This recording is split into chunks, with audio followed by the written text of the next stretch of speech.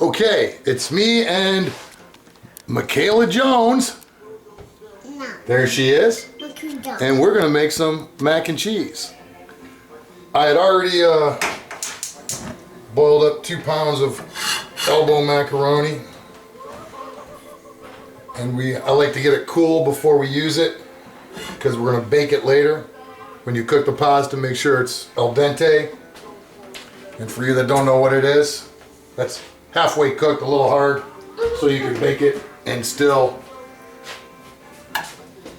keep the texture. So we're gonna melt up 1.5 sticks of butter. Yeah.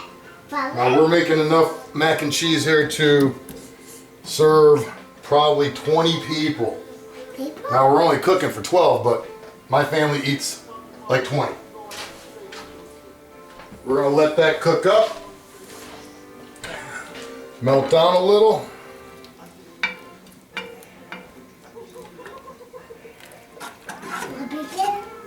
What, Michaela Jones? What are we doing? We're cooking. And what are we making? Making soup. Soup? No, we're not. We're making mac and cheese. Making cheese. Mac and cheese. What's that? It's my security camera. All right, so now we're gonna put in, whoa, careful, okay? We're gonna put in 2/3 of a cup of flour. Yeah, flowers. Flour. Get that all in there.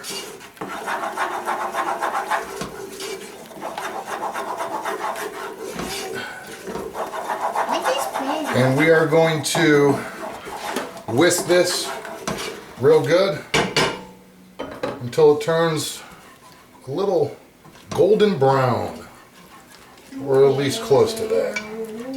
I got the heat on a medium high right now, doing what we're doing. And Michaela Jones is chasing the cat. We're going to turn that down a little bit. Now, a lot of people will get upset with me, but I like to use Velveeta. It gives it a nice creaminess, but I also use my sharp cheddar. But the Velveeta gives it a nice creaminess that I don't think you get with just straight non-processed cheese. What do you say, Michaela Jones?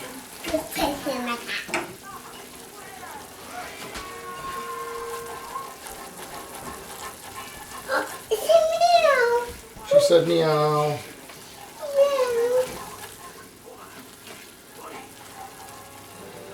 Okay, now I don't know if you can see it or not, but it's starting to turn a little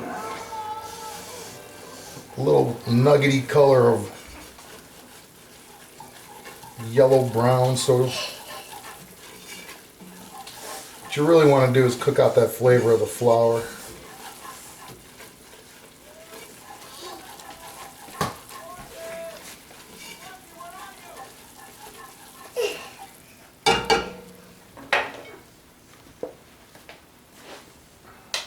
Right now I like to add a little rub in here too.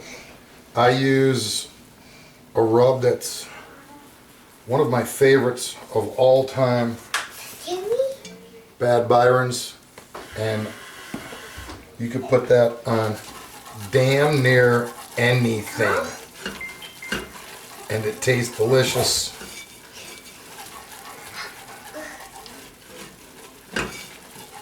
So we got that in there. Now we're going to add the liquid.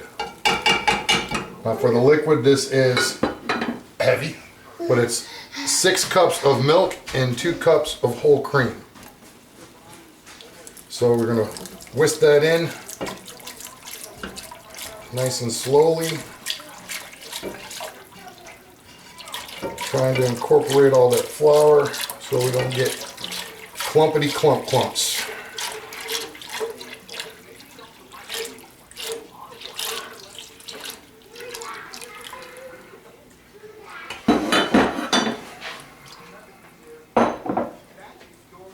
Okay.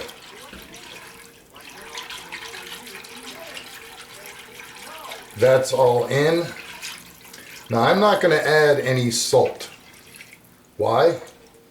Because the cheese is going to have some salt in it, and the rub is going to have some salt in it. And I think if you add salt by itself right now, it just becomes uber salty, and I don't want that. So we're going to let that come up to a boil, start to bubble, and then we're going to add the cheese. Alright, so now this is starting to bubble up, and you can see it's nice and silky. It's covering the back of the spoon. Nice. See that? Beautiful. We're going to start adding the cheese. Now, I'm going to add the Velveeta first. Couple pieces at a time. Get it all incorporated in there. Smooth it out. Get it all over me while I'm at it.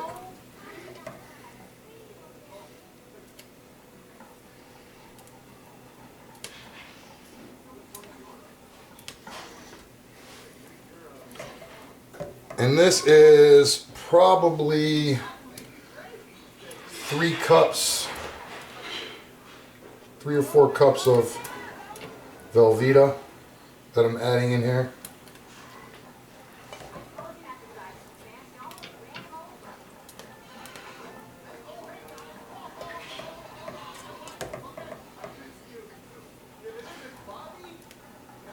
Like I said, I use Velveeta only because I think it gives it a nice smoothie, creamy texture.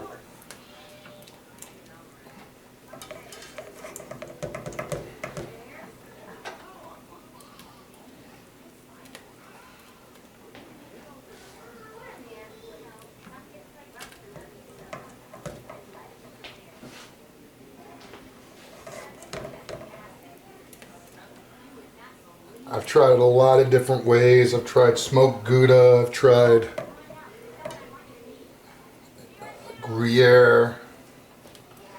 And this, for a nice basic mac and cheese, nothing fancy, this is the way to do it. In my opinion, that is. I mean, look, cooking is what you like. It doesn't have to be a certain way all the time. It doesn't have to be the way that the recipe says. If you wanted a different way, you wanted to add, like I said, Gruyere in here, add it. You want to do Swiss in here, add it. Mozzarella, add it. Doesn't matter. Do what you want to do.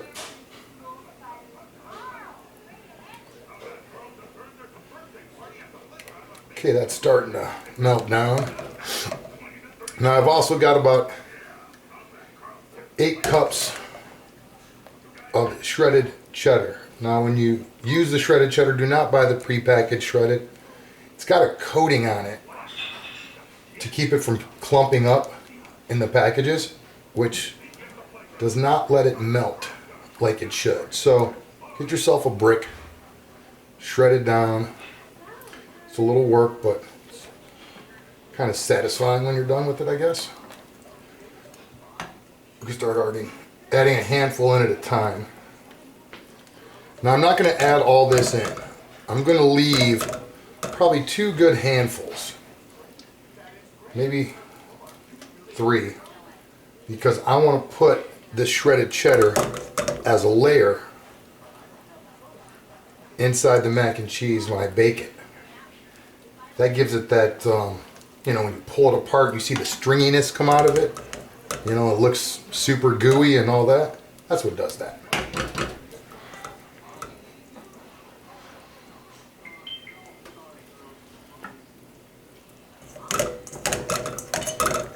Alright, one more handful.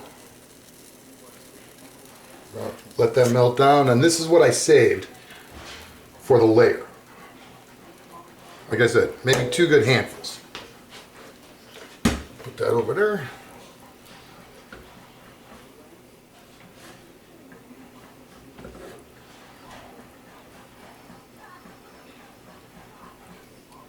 See that? That's nice. Nice and smooth and silky and Get said, it's going to have that little bit of a smoky bite to it because of the rub I put in, but not overpowering. And that's it. I'm going to turn the heat off on this and start building the trays of mac and cheese.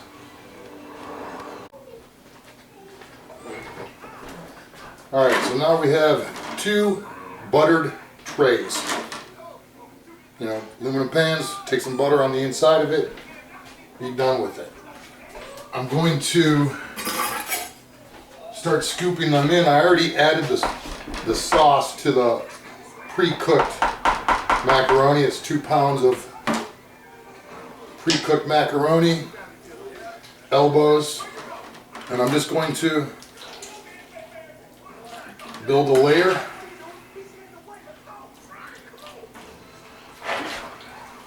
Well, I may not need both of the trays.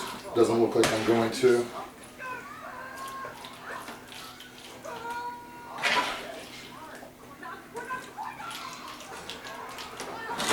Get rid of that. We're going to add some more cheese sauce.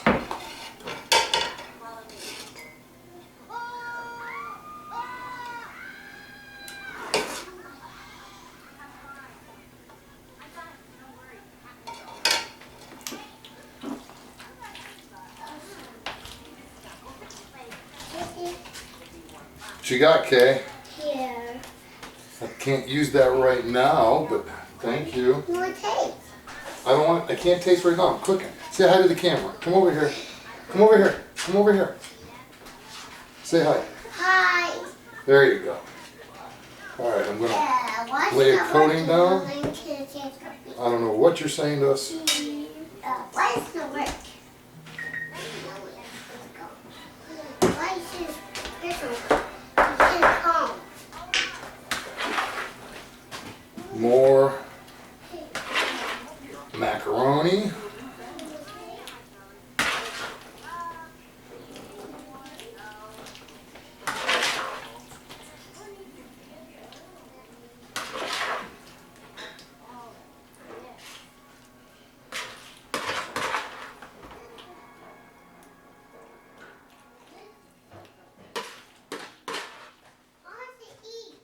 You're going to have some of this. I'm saving us some. Alright, I added some more macaroni. I got the cheese sauce put on top of it. And now we're going to add another layer of cheese to the top.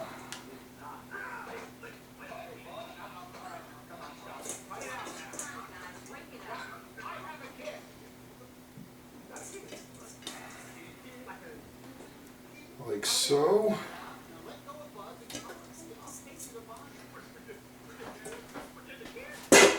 And yes, there are dishes. This is a real kitchen, a real house, a real person cooking it.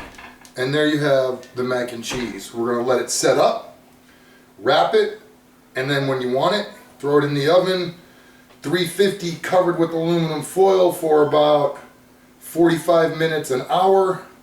Let it heat through, pull the cover off, crank it up to 400 for another 10 minutes, and it'll brown the top up nice. You'll be all set. Baked mac and cheese.